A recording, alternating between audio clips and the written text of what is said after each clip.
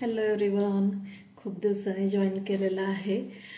आज एक छोटीशी टिप देणार आहे. ज्या जणी हेअर कलर किंवा मेहंदी किंवा काली मेहंदी वापरतात त्यांच्यासाठी. आता मार्केटमध्ये हे नवीन टूल आलेलं आहे. दिसतंय का व्यवस्थित? हां, हे टूल आलेलं आहे. असं ब्रशसारखं ह्याला असतं पुढं आणि राऊंड शेप असतो. तुम्ही हेअर वॉश करताना हे वापरायचं आहे किंवा मसाज करताना हे वापरायचं आहे. तर मला ह्याचा एक खूप छान फायदा जाणवलेला आहे.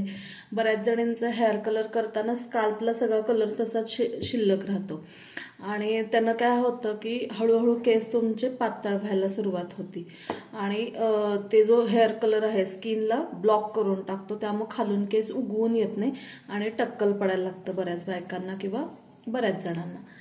तर त्याच्यासाठी हा आहे. ज्यावेळेला तुम्ही हेअर कलर किंवा मेहंदी लावणार असाल, हेअर वॉश लावून झाल्यानंतर हेअर वॉश करणार असाल, त्याला ह्यानं प्रॉपर केस असे घासायचे आहेत. स्काल्प केस नाही घासायचे, स्काल्प असा घासायचा आहे आणि तुमचा मग हेअर कलर वॉश करायचा आहे. त्यानं काय होईल, तुमच्या ह्याचे ब्रिसल्स एकदम सॉफ्ट आहेत. त्यानं काय होईल, तुमच्या केसांना स्काल्पला ब्लड सर्क्युलेशन चांगलं होईल.